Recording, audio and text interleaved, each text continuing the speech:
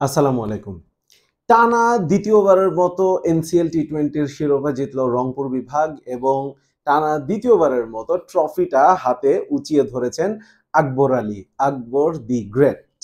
২০২০ অনূর্ধ্ব-১৯ বিশ্বকাপ জয়ী এই অধিনায়ক ওই ফাইনালের ওই ইনিংসটা নিশ্চয়ই আপনাদের সবার মনে আছে, যে সময় আসলে ইয়ান বিশপ একটা কথা বলেছিলেন কমেন্ট্রিতে সেই ফাইনালের দিন, যে আকবর আলী যেভাবে খেলছিলেন যে আইস রানিং থ্রু হিজ ভেইনস, তিনি এতটাই ঠান্ডা মাথায় খেলছিলেন সেটা বোঝানোর জন্য। এবং তার ক্রিকেট যে মস্তিষ্ক, তিনি যে আসলে ক্রিকেটটা নিয়ে কত ভাবেন, কত দিকে তিনি চোখ খোলা রাখতে পারেন, সেটা কিন্তু বারবার আমরা দেখেছি যখনই তিনি মাঠে এসেছেন অধিনায়ক হিসেবে। তার সেই ব্যাচের অনূর্ধ্ব-১৯-এর সেই ব্যাচের অনেকেই কিন্তু ইতিমধ্যেই বাংলাদেশের জাতীয় দলে বেশ স্টাবলিশড হয়ে গেছে। কেউ কেউ স্টাবলিশড হয়ে আবার হারিয়ে গিয়ে আবার ফেরার লড়াই করছেন। তো সবকিছু মিলিয়ে ভক্তদের মধ্যে একটা হতাশ ছিল, একটা আফসোস ছিল যে আকবর আলী কোথায়? আকবর আলীকে কেন আসলে দেখা যাচ্ছে না? তারপর আকবর আলীর ব্যাটিং এর প্রশংসাও কিন্তু সবাই করছিলেন সেই ফাইনালের পর। বিশেষ করে রিসেন্ট টাইমসে আমরা যেটা দেখেছি যে ওই বিগ ফাইভ চলে যাওয়ার পর বাংলাদেশ ক্রিকেটে একটা শূন্যতা, বাংলাদেশের ব্যাটিং অর্ডারে একটা বড় শূন্যতা কিন্তু সৃষ্টি হয়েছে। আমরা দেখছি যে কারেন্টলি যেই আফগানিস্তান সিরিজ চলছে সেখানে ব্যাটিং অর্ডারের কি দুর্দশা। টি-20টা তাও একটুখানি গুছিয়ে উঠছে বাংলাদেশ, কিন্তু এখনো কিন্তু পুরোপুরি গুছিয়ে উঠেছে বা ভালো অবস্থায় আছে সেটা কিন্তু বলা যাবে না। কিন্তু ওয়ানডের অবস্থা বেশি খারাপ। তো এই জায়গায় আকবর আলী ক্যালিবারের, আকবর আলীর মতো মস্তিষ্কের একজন ব্যাটার ভক্তরা কিন্তু খুব বেশি চাচ্ছেন। কিন্তু প্রশ্নটা হচ্ছে যে আকবর আলী, এই যে আমরা যদি ২০২০ আন্ডার-19 ওয়ার্ল্ড কাপ থেকে চিন্তা করি, ৫টা বছর কেটে গেল, ৫ বছরেও তিনি জাতীয় দলে একবারও আসলেন না। ইভেন এ দলেও তিনি কিন্তু একবারও ডাক পাননি। এটার জন্য কি নির্বাচকদেরকে আমরা খুব বেশি দোষারোপ করতে পারবো? তেমনটা কিন্তু করতে পারবো না। কারণ হচ্ছে আমরা যদি আকবর আলীর ফার্স্ট ক্লাস বা লিস্ট এ বা টি-20 ক্যারিয়ারটা এখন পর্যন্ত দেখি, ক্যারিয়ারটা কিন্তু খুব একটা ভালো কথা বলছে না। কারণ আপনার এভারেজ কিন্তু ৩টা ফরম্যাটেই আকবর আলীর এভারেজ একেবারেই মিডিওকার। যেখানে এবং মনে রাখতে হবে তিনি কিন্তু উইকেট কিপার, যেখানে অলরেডি জাতীয় দলে জাকের আলী, লিটন, নুরুল হাসান সোহান, মাহিদুল অঙ্কন, এরকম অনেকগুলো উইকেট কিপার ব্যাটারের কিন্তু ছড়াছড়ি হয়ে আছে। তবে রিসেন্টলি গত একটা বছর ধরে সেই কাজটা করার চেষ্টা করছেন along with his fantastic captaincy। ২০২৪-এর এনসিএল টি-20-র কথা যদি বলি, প্রায় ৩৫ গড়ে ১৫০-র কাছাকাছি স্ট্রাইক রেটে ব্যাট করেছেন। এবারের এনসিএল এ তিনি ২২২ রান করেছেন, আবারও ১৫০-র কাছাকাছি স্ট্রাইক রেট, গড়টাও ৩২-এর কাছাকাছি।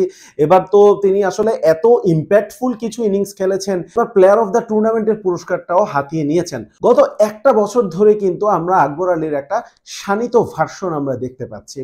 এর মাঝখানে শুধুমাত্র যে টি-20 ব্যাপারটা কিন্তু তা না, আমরা কিন্তু দেখেছি 50 ওভার ফরম্যাটেও আকবর আলী বাংলাদেশ ইমার্জিং দলের হয়ে, সাউথ আফ্রিকা ইমার্জিং দলের বিপক্ষে সিরিজটা যেটা রাজশাহীতে হয়েছিল, সেখানে ৩ ম্যাচে তিনি ৭১ গড়ে ৯০ স্ট্রাইক রেটে ব্যাট করেছেন এবং সেই সিরিজটাও বাংলাদেশ কিন্তু জিতেছে। অর্থাৎ আকবর আলী তিনি কিন্তু রিসেন্টলি তার ব্যাটিং, তার ক্যাপ্টেন্সি সবকিছু মিলিয়ে এখন বেশ জোরে সোরেই কিন্তু সবাইকে দেখাচ্ছেন, সবাইকে জানানো দিচ্ছেন যে আমি কিন্তু আছি, আমি কিন্তু এখনো তৈরি আছি। আমি আশা করব আকবর আলী অবশ্যই খুব তাড়াতাড়ি এ দলে ডাক পাবেন। তারপর অবশ্যই সকল প্রসেস মেনে একেবারে ফুলফিলড শানিত অবস্থায়, একেবারে ম্যাচিউরড অবস্থায় আমরা আকবর আলীকে বাংলাদেশ জাতীয় দলে অবশ্যই দেখতে চাইবো। এবং আকবর আলীর আরেকটা জিনিস, আমি যদি ভুল করে না থাকি, কিছুদিন আগে আমরা দেখেছিলাম যে আকবর আলী আসলে কোচিং এরও একটা কোর্স করে নিচ্ছেন, সম্ভবত লেভেল এ অথবা লেভেল বি তিনি কমপ্লিট করছিলেন। এবং তখন কিন্তু তিনি বলছিলেন যে তিনি ক্রিকেটের পরে কোচিং কি করবেন কি করবেন না সেটার আগেও বড় কথা হচ্ছে যে কোচিং এর অ্যাসপেক্ট গুলো তাকে মাঠে সিদ্ধান্ত নিতে সুবিধা করবে, মাঠে সিদ্ধান্ত নিতে সাহায্য করবে। তো এই কথাগুলো থেকেই কিন্তু আকবর আলীর ম্যাচুরিটির প্রমাণ পায়। আমরা আসলে এখন বাংলাদেশ জাতীয় দলের ক্ষেত্রে যখনই ব্যর্থ হয়, একটা কথা সবচেয়ে বেশি আমরা উচ্চারণ করি, সেটা হচ্ছে যে তারা কি চিন্তা ভাবনা করে না, তাদের মাথায় কি বুদ্ধি নাই। তো ওই দিক থেকে আকবর আলীর মতো চিন্তা ভাবনা করা, আকবর আলীর ম্যাচুরিটির একটা প্লেয়ার যদি বাংলাদেশ জাতীয় দল পায়, একটা রেডিমেড প্লেয়ার যদি বাংলাদেশ পায়, তাহলে অবশ্যই বাংলাদেশের জন্য অনেক ভালো হবে।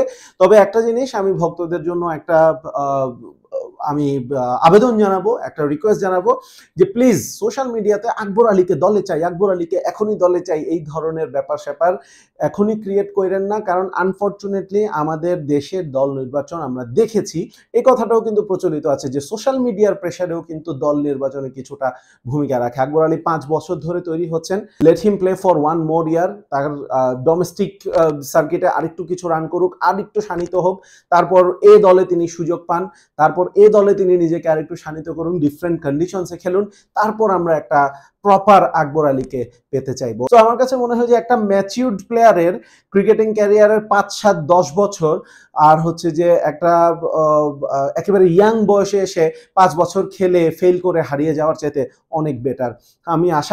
আমরা আশা করব বাংলাদেশ দলের জন্য অবশ্যই খুবই ম্যাচিউরড একটা আকবর আলীকে আমরা পাবো যখন বাংলাদেশ জাতীয় দলে তার খেলার সুযোগ হবে। ততক্ষণ পর্যন্ত আকবর আলী যা করছেন, যেভাবে করছেন সেটাই চালিয়ে যান, নিজেকে আরো শানিত করুন, আমাদেরকে আরো বেশি মুগ্ধ করুন।